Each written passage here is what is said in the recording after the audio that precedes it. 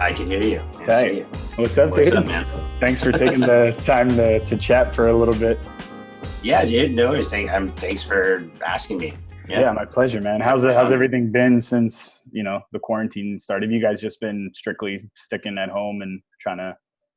Yeah, for the most part. I mean, other than like just going out for essentials and opening up the bar here and Mm, there, kind of low right. key. Yeah. Yeah, well, congrats on the new baby girl, man. That's awesome. Yeah. Yeah, man. Thank you. I'm Yeah, sure it's that's pretty. taken up like most of your energy and focus. Yeah, it's pretty wild to like be doing be Yeah, going through that through a time like this. But yeah, it's been good, man. Yeah, she came out pretty healthy. awesome. All systems are great, and Noelle's recovering really She's good. good. So yeah, Cool, yeah, cool, cool, cool. I Good. can't ask for it to be any better. Definitely blessed. Right, of course. Yeah, and it's Logan Marie. Yeah, Logan Marie Buarenos. Yeah, Buenos. Awesome, man. Yeah, I yeah, can imagine like at a time where there's quarantine now, it kind of is, especially with the baby being like so new, that being able to yeah, like stay home and kind of have both of you guys there whenever something is needed is kind of helpful. yeah, totally. Yeah. What is Yeah, so you aside from the gold rail ball, because I want to get into that as well. I mean, right now yeah. you're married, you have the baby, you obviously were in quarantine, and so have you I saw that you were a cyclist. Is that something that you've been doing for a while? Did you pick that up Oh, recently? I've been doing that. Oh, yeah, I cycle for been doing it for on and off for quite a while since like my early 20s. Nice. My dad has been doing it since he was 20, and he's like about like 56 now. So Yeah. he slowly got me into it. But yeah, man, the furthest I've ever done is about 86 miles. A little short What? of a century. Yeah, yeah. I rode here from where the Miller Brewery is. Yeah, Yeah. rode Holy up shit. there, and then we rode down to Long Beach, and then we rode back. Damn, that's wild. But it seems like that seems Yeah. kind of common though when you start like getting into cycling, like you want to be able to push yourself to go on further distances because you kind of get it a little bit Oh easier. yeah, totally. Yeah, yeah, yeah. I just got a bike. It. Oh really? Yeah, I'm gonna like Nice. Yeah, start yeah. getting It's into fun. cycling. It's one of those hobbies that once you get into it, like it could really like overtake Yeah. it becomes a lifestyle in a way. I have a buddy, Panda. I used to ride with him a lot, and we did a couple rides where we would drive down to Ensenada, Hmm. and like it's called like a fun ride. It's like a 50-mile ride with like a pretty good hill climb. We did that twice, and he's just like totally he's all about that. Yeah, Yeah, so I've it's heard pretty it wild. gets like super addicting because once you kind of start getting into it and you add the little pieces to the bike, try to make it lighter. You got to have the gear, and it kind of. I know it's an expensive sport, so I had to It learn is. that the hard way. Yeah, and then I mean, if you want to go all out, you got to get the jerseys, and you got to get those shoes. So they're not fucking cheap. Yeah, Nope, they're not nope. cheap. They're Yeah, I not went cheap. to I went to a bike shop in Koreatown, and I told him, I was like, look, I'm gonna come. I want to do a one stop shop. I want to get everything. Let's go through it. And I was looking at the shoes, like these clip in shoes, because I figured I might as well just. Yeah, yeah, yeah. And he handed it to me, and I was like, dude, these are nice. Like, let's throw these in. I was like, how much are these? He's like, $500. I almost threw the shoes back at him. I was like, that's wild. Did you when you started cycling, did you kind of do the same thing? You went all out and you started with like a beginner bike, or did you already know? Well, I kind of got lucky because, like I said, my dad Yeah. had been doing it for some time now, and he had few bikes on hand. One bike in particular was a little too big for him, and so he kind of gave to me, which is still the bike that I use today. Damn. It's a Trek. It's like kind of like a cross country road bike. So it's like a What straight kind of bar. trek? It's like a cross country. It's like a seven. I don't even know what it is, but Yeah. it's like a touring bike Oh, okay. almost. Okay. Yeah, yeah. So think like road bike, but a little thicker wheels, Mm. a little thicker tires, and it's a straight bar. So not quite a So gravel bike, but not, yeah. I mean, it could go. It's a gravel. I ride it mainly on the road, but it could go off trail if wanted to. But yeah, I'm hoping yeah. to kind of get in. I'm trying to convince Bahan to get one too. So Oh, that really? everybody can just come on. We're quarantined. For me, it's like a way to be able to get out of the house and kind of get the exercise on top of fresh air. And It's certainly amazing, man. Like like, opening the bar, it totally consumed me. So to kind of have this time to like get back into these like little hobbies that I used to do, and just like you said, just go out and have a good ride and get the fresh air is like one of the best feelings, Right. I definitely you're getting the views, you're getting the fresh air, you're getting exercise. Yeah. Yeah. Is it, Exactly. I was a little worried. I was like reluctant to buy all the shit. There's no way of telling people like, hey, you guys can't bike. Like, no, because it's a mode of transportation, right? No, yeah, it's a mode. Yeah. So what are they going to tell people? No, well, I mean, as long as, stay clear of like gatherings, obviously. Mm-hmm. And then, when I've like been riding around here, North Glendale, I'll see a few people riding their bikes, but I kind of like, if they come near me, I'll like slow down so they could like get away from me. Yeah. So I'm not riding at the same pace, So yeah, little things like that. But I would definitely, in a time like this, I would say one of the best things you could get, get, like you said, you're getting the fitness, getting some fresh air, and overall just like stimulating your body with all that, Yeah, I have 4 or 5 friends that within the last week, like, just bought everything that has to do with cycling. So I was like, fuck it, why not? Well, I'll like at least meet. I mean, there's certain brands you could find. Like, you don't have to get like the top brands like Shimano or what are Cannondale or whatnot. But there's definitely some good brands that you can find, like shoe wise, that aren't too expensive. Like Mavericks are a good pair. Like I bought some off Amazon for like $120. They're clip-ons. I think I got Giro. Yeah. Giro. Yeah, those are good too. Those are okay. Yeah, that's another great one too. And the Giros, that price range is like great from any beginner to intermediate to like crazy advanced. Right. So they definitely have a lot of options for that.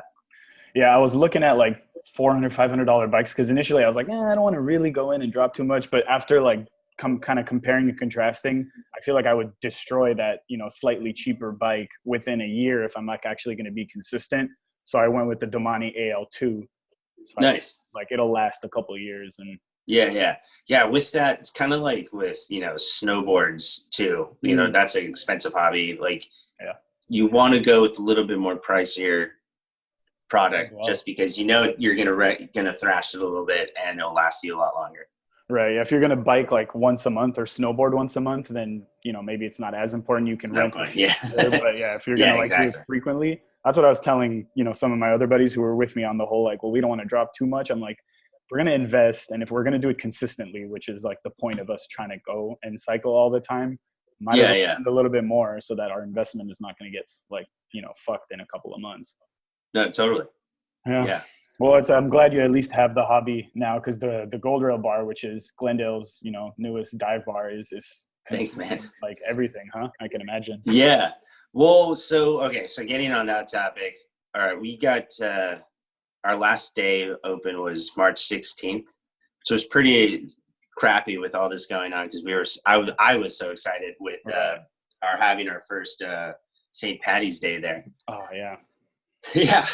I knew we would crush it, but with all this going down, we shut down the 15th, and then we then got notification from ABC, which is the alcohol beverage control.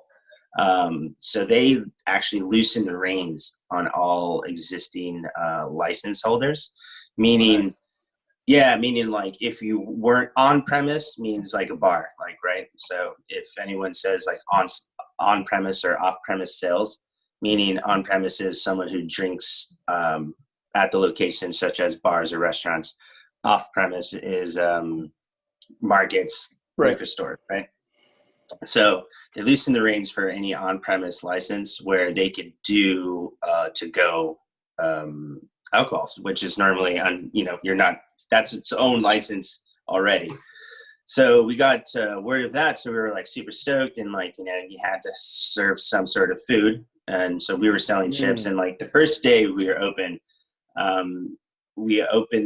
opened the door, told people we were here, and was only doing a short time, and like closed, like only allowed one person in at a time, but mainly like I taped off the rest of the bar so they can only come up to like one section. Right.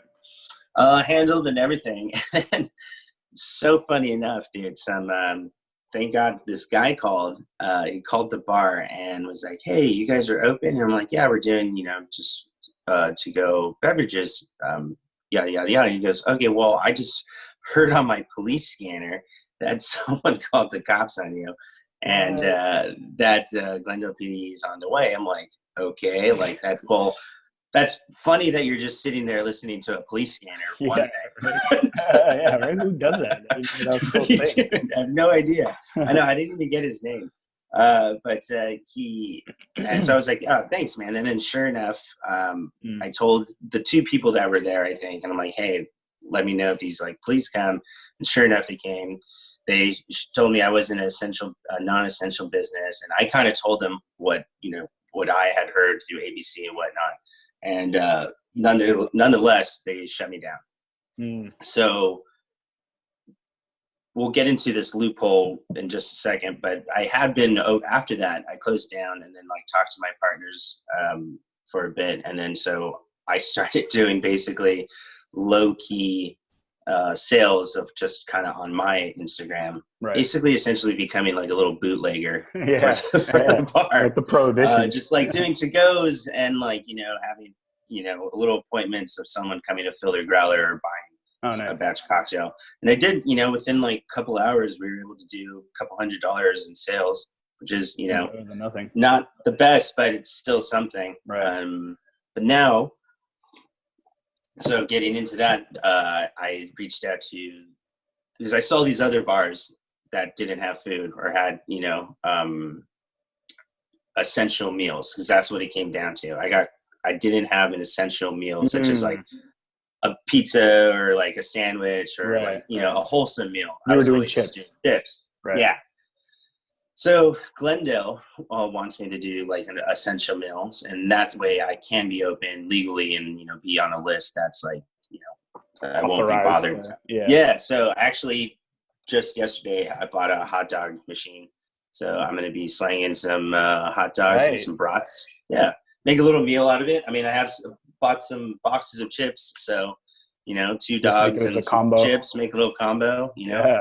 Smart. So, yeah. And then still then only do like select hours, like only like, I think 2 to 7. So that way I can still kind of have my mornings, sell a little bit, and then, not as much contact with everybody and still like adhere to like the strict guidelines of our mayor. What's his name? Newsom? Gavin Newsom. Yeah. He's been putting out a lot of stuff. So I hope that's going to start this week. I'm just waiting for the hot dog machine to come. And then that way we could at least still make some money through this like crazy pandemic of I don't even know when it's going to end. It's crazy. I keep telling myself it's like there's some light at the end of the tunnel, but it's like just the way things are looking.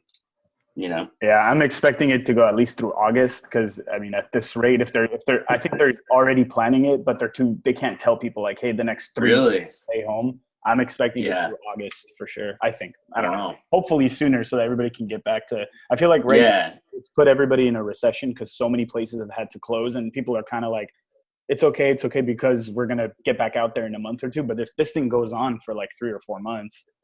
I don't know what's going to happen with like small businesses or business loans or people just keeping themselves above water. It's going to be like, it's interesting. I mean, I can't even understand the amount of paperwork that's being involved with all this, with all the unemployment files and, and all these SBA small loans for everything. So have they started sending those out yet? The unemployment, yes, I believe have. Like the my employees, I haven't seen the loans yet. We, my partners filled it out a while ago, about like, I think a week ago, maybe 2 weeks ago.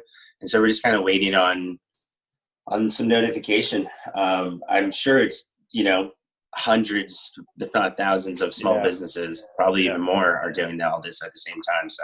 Yeah, a buddy of mine owns a bakery in Tarzana, and he's making like toilet paper cakes right now just to like kind of get something going, and it's selling like crazy because people are so hyped on it. So initially we told him, because we saw a video on YouTube or like on Instagram of like some dude making a toilet paper cake, and me and my buddies were in a group chat, and I told him, I was like, dude, just make fucking toilet paper. Just do it, yeah. And I think he did one as like a funny joke video promo on his page, and then people wanted it. Orders. Yeah. Yeah. That's hilarious. You never thought going into cake design that he'd end up making like toilet paper cakes, but I mean, you got to do what you got to do. You got to do, yeah, well, right. That's amazing. Let's start from the beginning, because I wanted to know, as far as Yes. Gold Rail, where did it come from for you to want to even start a dive bar, or did you originally want to just have your own business and you weren't sure of what direction you wanted it to go in? So all right, so let's back up a little further than that. You know, getting into this industry, I right off the bat, I think it was for me, you know, from starting from serving to working my way up to managing, and then going through all those steps to become a manager. And I basically worked my way up, you know, very limited schooling, if just only certifications, and just really sticking to what it is to be a great employee to a hospitality group. Right. So definitely worked my way up, and through all that, I definitely realized that this was something I wanted to push in, have a career, and then obviously a lot of individuals like me have that same passion of where, you know, want to start a career or want to start a business, you know, want to start this little bar or restaurant. For me, off the bat, it was actually always a little cafe, because that's where I initially had the idea of this being my career.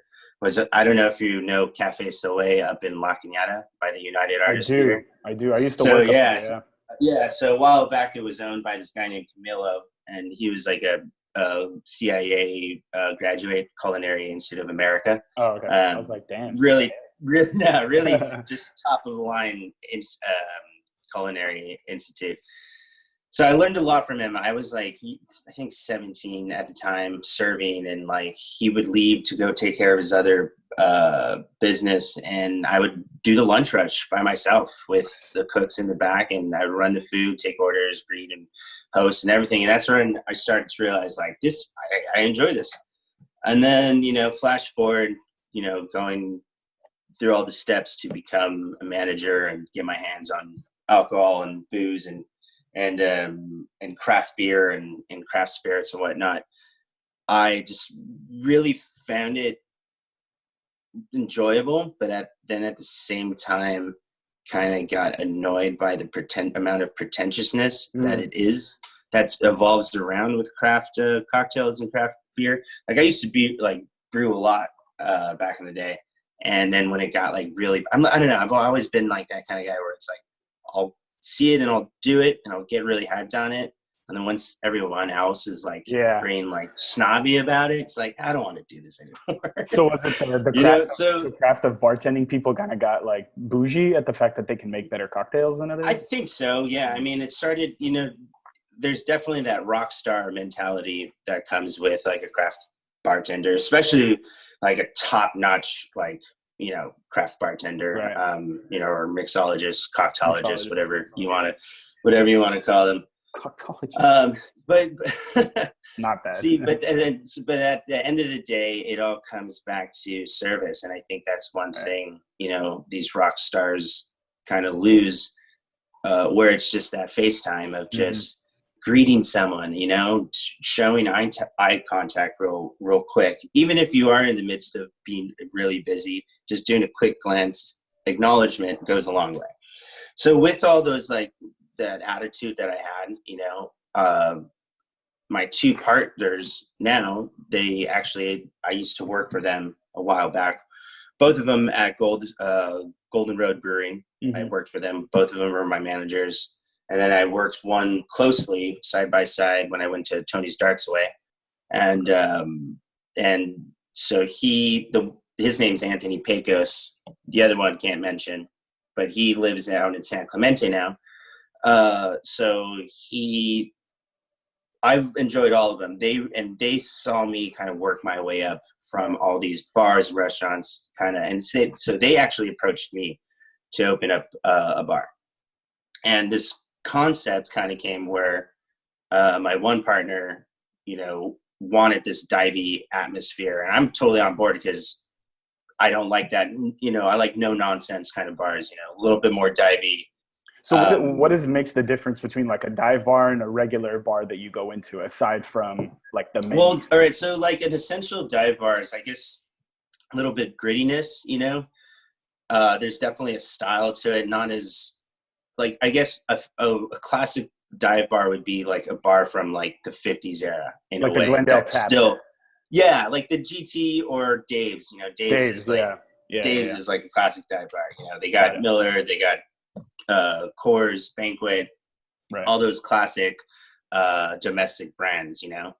Once you get off beat of those domestics, when you have a little bit more craft, then you become a modern bar. And then if you have more immediate ingredients or local breweries, then you become a craft kind of bar or craft restaurant, right? So it all kind of entails on what brands you're supporting and where you're buying local produce, where you're buying your beer from. So that kind of all falls in line, whether if you're divey, like, or if you're like a modern, or if like you're like Golden a Road. craft. Yeah. Golden Road. So Golden Road is domestic, was craft. It's like big brand craft. You know? Okay. It's because they have their own stuff too, and it's such big scale. They have their own stuff, their own brewery, but then there's so much in depth with this. Like, then they used to be part of the Independent Brewers Guild of like LA, right? That's its own thing. If you buy Modern Times can, or if you Trumer, on the bottom of the can you'll see independent craft beer. It's like kind of like a label, like almost a stamp. So those are in direct line of the craft beer guild, like meaning it's true craft. Okay. Golden Road was once that, but once it got bought out by Anheuser-Busch. Damn, it did? Yeah. Oh yeah, it got bought out for a couple 100 million? Few million. I don't even know the number. It's wild. It was a couple of years ago. So then they kind of lost their recognition in the craft beer world.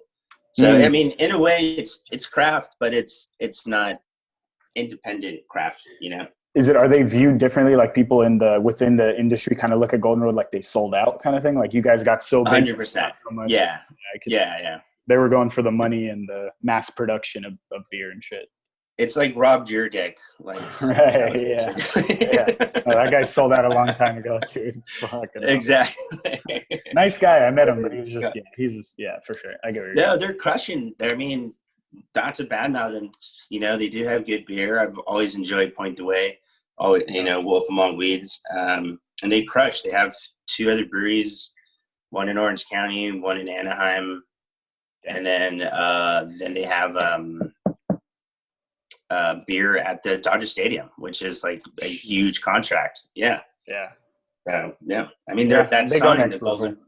Yeah, exactly. They went all out. So can't hate on that. No, of course not. But you wanted to stick more towards the dive beer bar, a little bit homey, more personable. You kind of family, exactly, and people in the city, kind of, And that's and that. I share that dream with my partners, and I think that came from like working at Cafe Soleil, where it being like a little neighborhood Italian spot. You know, I love meeting regulars, enjoy serving the regulars, and like just always enjoyed that small family kind of atmosphere. And then especially, there's a thing with bars, kind of like mine or such as mine. They all strive to be a Cheers bar, and that show Cheers. Mm-hmm. Where everyone knows their name, it's family, it's like good time. That and it is a staple to and like kind of a model to like try to succeed at. The Cheers model. The Cheers model, just everybody knowing, like if someone comes in that's not from here, I feel you. You just greet them with the most upright respect, hospitality, and we wanted to do that. I mean, but at the same time, like serve amazing craft beer and craft cocktails, and that's where I think I definitely came in with my attitude of like, I love this world, but I don't want it to be too. I don't want it to become too snobby, exactly. Or so that's where the kind of concept and it kind of like all came together. We were just basically kind of going to do like easy cocktails And then me being me just kind of evolved into, I wanted to do like, well, if we're going to make this syrup, I want to make it homemade. Right. If we're going to use the citrus, let's just do it here. And then we kind of naturally became a craft cocktail place while serving local craft beer, but having that divey environment. Did you guys try to decide everything when you were kind of drawing up the business model before everything got started, or you just went in like, hey, let's go for a dive bar?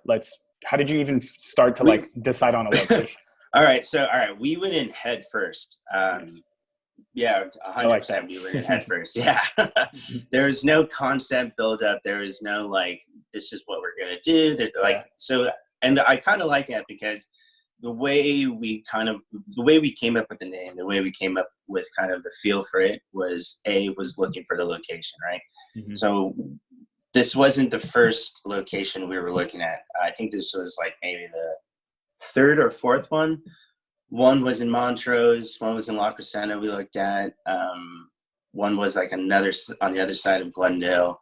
Not looking good, right? And then just so happened, Noel, when Noel and I moved into this house, we lived right down the street basically from the bar. I walked to that bar when it was Latitude 34. And I was like, oh, awesome. Okay. I know where that is. Yeah. Yeah, I remember Latitude 34. Yeah. So I walked over there and I remember like, oh, it's a great little dive bar I could go to walk, from my house. And then, when I was walking home, started imagining like, oh, it'd be so amazing to open up a bar like, so close to home like that. Yeah. Were all the places that you looked for when you guys were starting, were they all like bar places, or it was just like an open space and you can turn it into they were actually bars. So the best thing to do, and then that's the reason, that's a whole another subject too, of like obtaining a alcohol license. Because if you were just to go into an existing space, just like a little building with no history on serving alcohol or anything, then you would have to apply for a alcohol license, and that takes years and a lot of money. So what we did, and a lot of individuals like us, they look for bars that are selling the business. They're selling the license. With the license, right? With the license, yeah. You take over the lease, basically, or if or you buy the building, but then you're taking that liquor license or beer license, whatever, with you. So that's what we were looking for, and that's these places that the La Crescenta one. Those were already existing bars that were trying to turnkey, meaning sell to a business, to another business owner, so then they could reopen it as their own. Yeah. And then luckily, so after all these looking at all the bars, he shot me an email with the address of the one down here of our existing place now, and I was just blown away, just because it was down the street. And I just like, are you serious? Like, let's do it. I kind of told him like, this is a good place, because when it was Latitude 34, I hardly saw people going in there. But again, because they don't market themselves really. It just happens. No, exactly. That's just there kind of thing. Yeah. Yeah, and the owner too. He wasn't the most welcome, most hospitable person. Right. Okay. So cool guy. He's fun to talk to, but just like that. Fighting.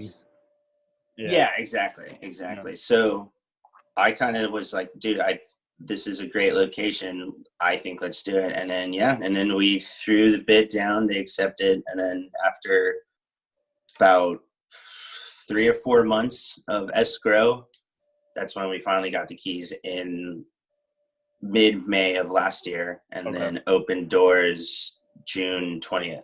Which was so you guys didn't have to do much to like go in and kind of change stuff, but maybe just some. Not so much. I mean, we just kind of got rid of a lot of stuff. The bigger projects were the keg room and like setting up our tap list, because like they only had 7 taps in there, and we added an additional 20. So total we have 27 taps. So people have to come in and kind of wire it from wherever the taps are coming out of. Exactly. Into the keg room kind of thing. Exactly. I worked at BJ. I was a bartender at BJ's, which is like the most corporate style bartending ever. So I wouldn't say I was a mixologist, but seeing like the work that they had to do whenever we would have to add even one tap of like something was insane. So I mean, it sounds like they it's got it done pretty quick though, which is good. We did. I was there pretty much every day while wrapping up my other job as being a bar manager at another location. I was there every day, just like helping out as well, trying to getting the concept. And that's how the concept kind of grew. And then where we got the name was, so our whole thing too, I guess the concept was a local neighborhood dive bar, looked as if we never left, right? We want to look at, we were always there. So I went down to the Glendale Library, talked to the Glendale historian, Linda, great lady. She pulled out basically old directories of Glendale, city directories, dating back to the early 20s, man. It's pretty wild. I learned a lot about Glendale while going there. There's a historian? There's a Glendale historian? Yeah, there's a Glendale historian, at the Glendale Library. Yeah. Does she study that somewhere, or is it even? Well, she's basically like the bookkeeper. She's like the document keeper. Like she's the one who has access to all those files and whatnot. Yeah. So she pulled out all these directories, and then sure enough, we found it. And so little history real quick. The building was built in 1920. It opened up as a barber shop. Cool. I forgot what the name was. It opened up as a barber shop in 1922 and stayed that forever how long. And then in the 50s, opened up as a gift and baby shop. And then closed it. I know we're getting there. Yeah, we're getting there. I'm so curious how the gift and baby shop worked out there, because it's a weird layout. It's just, barbershop I get because it's long. But then sure enough, jumped to 1962. It opened up as Brass Rail, the cocktail lounge. And then in 63 opened up as Gold. They changed their name to Gold Rail, the cocktail lounge. So that was just a hit right there. I immediately texted my partner. It was like, Gold Rail, like, it sounds like a Coke den, like it sounds like a bar in Silver Lake. Let's go do it. No, that's a good name. So did the alcohol license that they have from the 60s, did they just keep transferring it over through time kind of thing? I do not know. That's a good question. At one point it might have gotten renewed, and maybe, obviously it changes from name to name, but as far as that location, that liquor license has been there since the 60s. And it's a full liquor license. It's not beer and wine. Full liquor license, type 48. Yeah. Nice. Are you guys aiming to try to keep it where the drinks and like the ambiance of hanging out at a dive bar are more of the focus, not so much like the menu, the meal, the food menu, but I mean now. So good. That's a good one. A little bit of both. More so the ambiance goes a long way, but then at the same time, you want to be sipping on something great, and that's where like what is it? Quickness, but like the way it's set up, and then like how long the execution of the cocktail. If it's going to take like 10 minutes, that becomes a little annoying, right? Yeah. But you still want to give a great cocktail. So the way you execute it, you have to change it a little bit, meaning like you either batch the cocktail or we keep cocktails to a minimum of recipes so that's executed in a great time and it's still elevated, but at a great price. I mean, our cocktails don't pass $9, and these cocktails, you can't. They're ones that you would easily pay $16 to $20 at for downtown. Yep. And like one of our most popular ones right now is called the duct tape banana. And that's like that's our signature cocktail.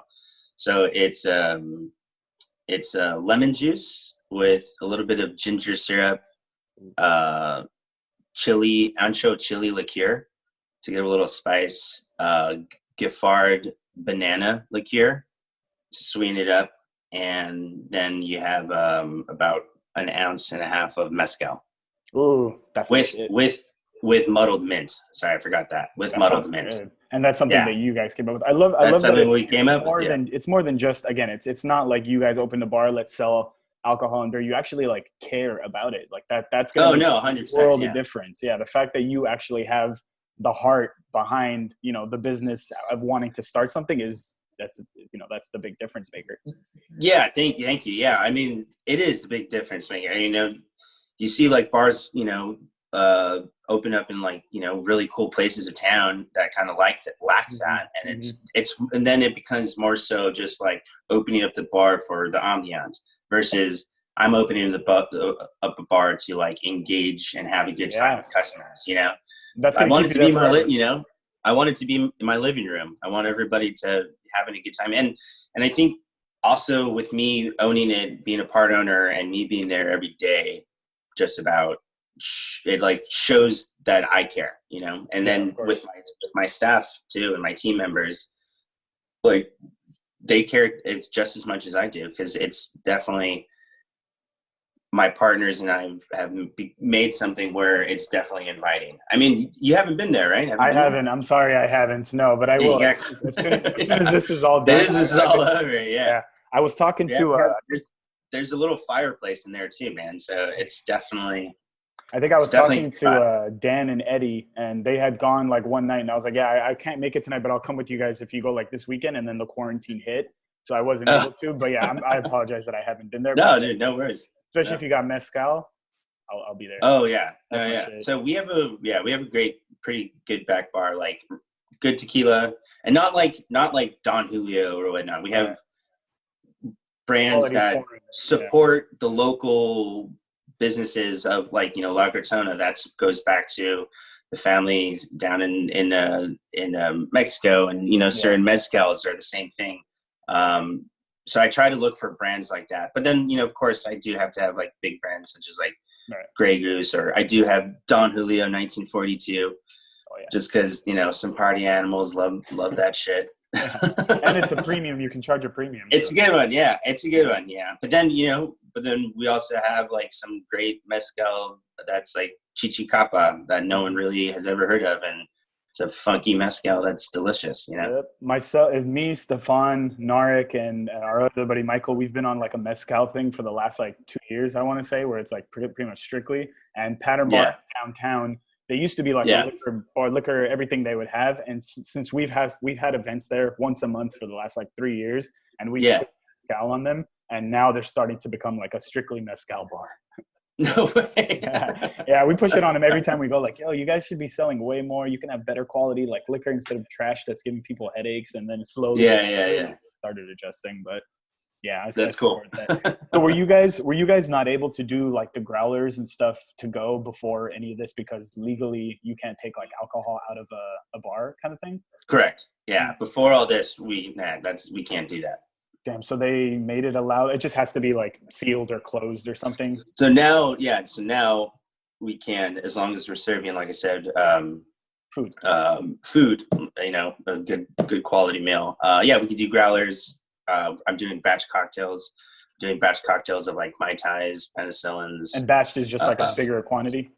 Yeah. So I buy like mason jars, like quart size mason jars, 32 ounce, and I'll batch them out. And and you get good amount of drinks in that. I think it serves at least like 5 to 8 drinks. Nice. Depending on your pour size. Yeah. Well, I'll look at what you guys got. I'll get a mezcal, something, whatever you recommend. Yeah, dude, I'll let you know. I'm actually later today. I got to work on our little to-go menu. Since send it over. Since we're gonna reopen for this week with the hot dog. Yeah, that's but awesome. that's good. What's the direction now that you guys have everything set up? You have the ambiance, you have the heart that you're putting into it, because people are starting to come in and they're going to know that it's, you know, you support it, you care about the drinks, you care about them. It's not just like a money making, come in and buy and, you know, let's get you out of here soon. What's the direction that you guys have? Do you guys want to be able to maybe potentially take it to more gold rails in different areas, or do you want to maybe focus on kind of growing the We'll definitely focus on this one for a while, for the next year or so. But yes, our goal is to create more bars such as Gold Rail, not necessarily carry the name. So we do have a sister bar, and those are my partners. They have another partner on that. So it's down in Santa Ana. It's called Mission Bar. kind of like almost the same layout as ours, but they only serve craft beer and wine. And they actually have a license where they do have off-premise sales, so they could do to-go cans and whatnot down there, which is really cool. So they opened that 3 years ago, and that's a good turnaround. Yeah. And then 2 years after we wanted to open this, and then we're about to hit our anniversary mark in June. So that's why we're hoping to be open before June, man, just to crush it. But here nor there. So then that's how we kind of like created it. And as far as we want to excel more, and the goal is to like find little bars, neighborhood bars, to recreate what we're doing down at Gold Rail, you know? Yeah, it sounds like this can be like something that kind of steamrolls through. And obviously you don't want to compare it to like something like Golden Road where they, you know, got so big that they sold out and they're kind of not viewed in the same way. But ideally, if you're going to start like a small bar, and because you care so much about, let's say, like the craft cocktails thing, you guys could ultimately just have like, you know, let's say if you have like a father company that has Gold Rail, that has that, you can name, you know, your craft cocktail and bottle it or whatever it is. The possibilities are endless. Good. Yeah, no, 100%. Well, that's our goal. Definitely. You know, my partners do have other jobs right now just to kind of, you know, make more money and kind of put more money into our business that we have, you know, Mission Bar and Gold Rail Bar. And, you know, I talked to them, and, you know, before getting into this, they asked me, you know, what's my end game? What's, you know, what would I want out of all this? And I told them that, you know, hopefully Gold Rail is a hit. We work on that, and then we open a couple more, and then we become our own hospitality group that owns little local dive bars, craft bars, you know. And they're like awesome, because that's exactly what they have in mind. Yeah, so we should definitely share that same dream. And now it's just working at it, you know, and it takes time. Yeah. It just takes time. Yeah. And then obviously what we're going through is a huge setback, huge hurdle. But I know with this, you know, like everyone is so antsy right now just to go outside, reconnect with everybody. Once all this is over, we're going to see a huge surge in bar sales, restaurant sales. The earth is going to start vibing pretty hard right after this, for sure. Yeah. I mean, I think there's so many conspiracies as to what it is. I don't think we need to get into that, but the idea of like people being cooped up in their houses, like they're really itching to, like, they want to go back out there and spend their money. They want to go back out there and go back to bars and drink and kind of get things back to normal. I think it's gonna be socially awkward at first for at least like a couple months once this is done, because people are like, I still don't want to be close to you, but and then eventually when it dies out, the wheels will get to turning. But again, you guys have the heart for it, which you do. And the direction you have is pure. It's not like you guys are in it for the wrong reasons. And, you know, you have the local support. You guys know so many. I mean, you lived in Glendale your whole life, or most of your life? Pretty much, yeah. My whole life. Born and raised here, man. Yeah. So, I mean, best of luck to you, man. I know it's tough times, but I think that what you guys are doing with like the growlers and the alcohol to go, and you caring about like the mixed cocktails and stuff, that's what's setting you apart. So thanks, bud. Thank you. To you, man. You know, is there anything we didn't touch on about the bar? Anyone you want to give a shout out to, or anything I missed? No, I guess, you know, biggest shout out, I guess, is to all the people who've got me here, you know, so individuals like Steve-O, Zakarian, you know, he was a big influence, dude, in my life. I mean, he definitely helped me become who I am as far as in the bar world. So love that guy. Big shout out to him. So he runs like a few places, doesn't he? He runs Imperial Western, I believe. Yeah, Imperial Western. Yeah, he's the GM. Yeah, dude. That guy crushes it too, man. He's a workhorse. Oh yeah. Well, I appreciate your time, man. You got a baby and a family you got to get back to. Give Noelle my best. Give her my love. Thank you, brother. On the baby. I'll get this out, and I appreciate you coming on, man. Yes, sir. Yeah. And then as soon as all this is over, first one's on me, man. I got you. I'll be there. I promise. Well, thank you. All right, love you. Cheers.